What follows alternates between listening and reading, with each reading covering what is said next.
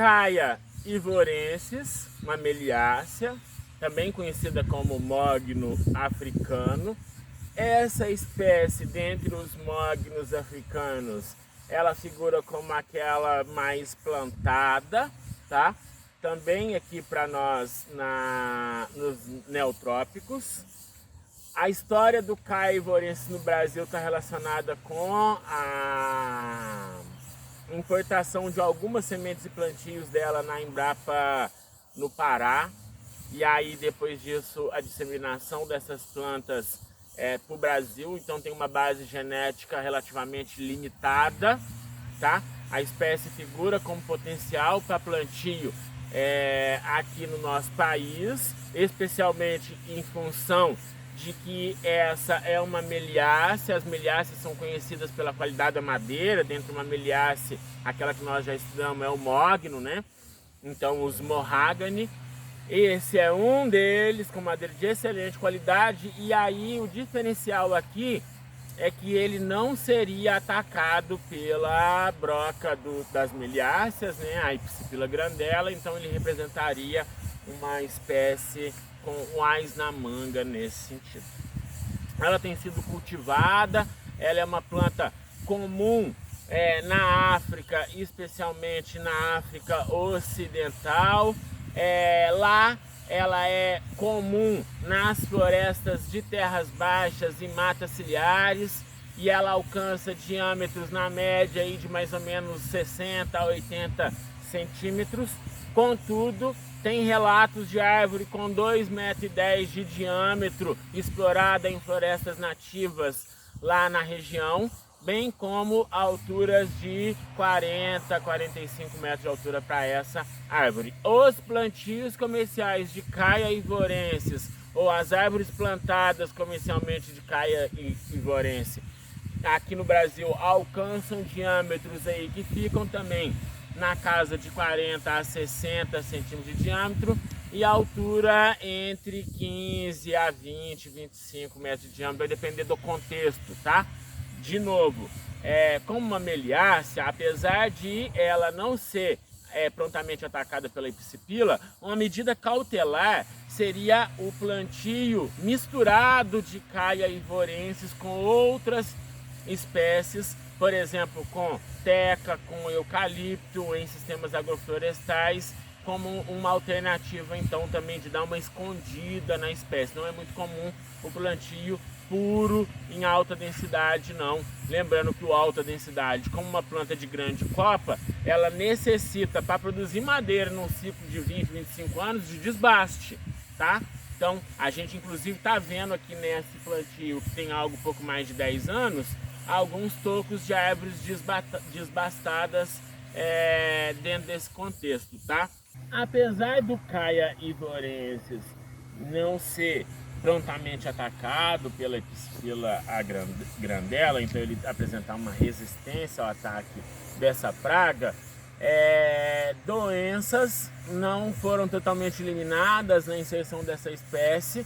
Nela, tanto em continente africano como aqui no Brasil, é comum o relato de uma doença biótica, um cancro do córtex. Aqui a gente está enxergando uma expressão de um cancro do córtex nessas árvores. Elas têm mais ou menos algo em torno de, no máximo, 10 anos, tá?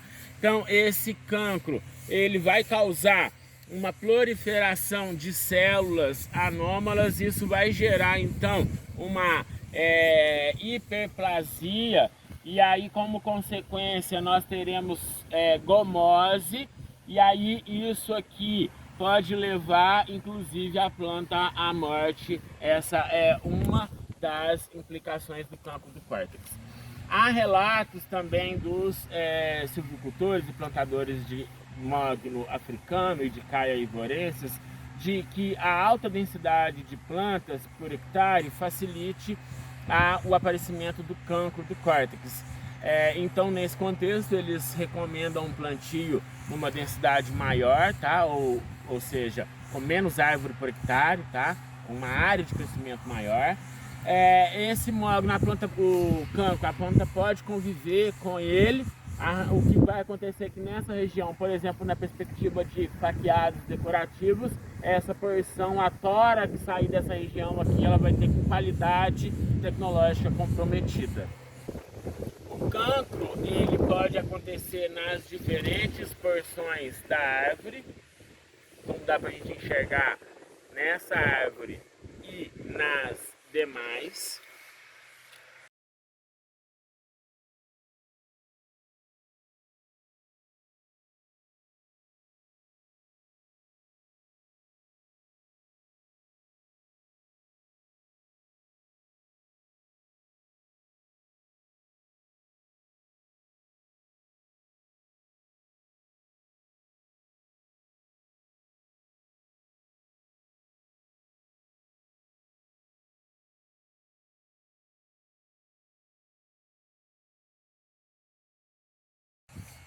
As folhas de caia ivorense vão ser então compostas, pinadas.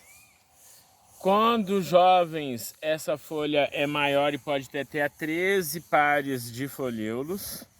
Quando madura, tem de 3 a 6 pares de folíolos. Os folíolos têm base assimétrica, formato elíptico a oblongo. O ápice dele é cuneado a acuminado, a margem tende a ser inteira, levemente ondulada, a nervação é perinévia e a folha é levemente discolor, glabra, tá? As flores são brancas, pequenas, como a gente está conseguindo observar aqui, ó. Então ela tem pétalas e sépalas de coloração esbranquiçada. A planta é monóica, tá? Então você tem os dois sexos separados, né? A folha ela é peciolada, tá? Ele tem o pecíolo concrescido, o que ocasiona cicatriz peciolar, como nós estamos mostrando. Ele tem lenticelas também no ramo, especialmente são visíveis nessa porção mais verde. Diferentemente de caia antoteca, que possui a gema terminal com mais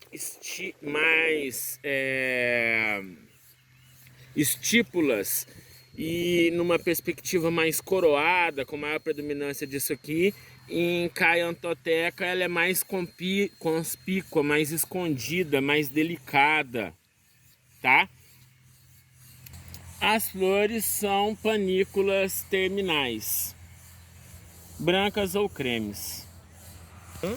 A casca viva, ela é fibrosa de coloração avermelhada. Ela é fibrosa trançada, especialmente na região entre as estrias. Na região da estria, ela é um pouco mais clara, um marrom mais claro. A casca, ela é amargosa, com uso medicinal e espessa, de grande espessura, profundidade de casca.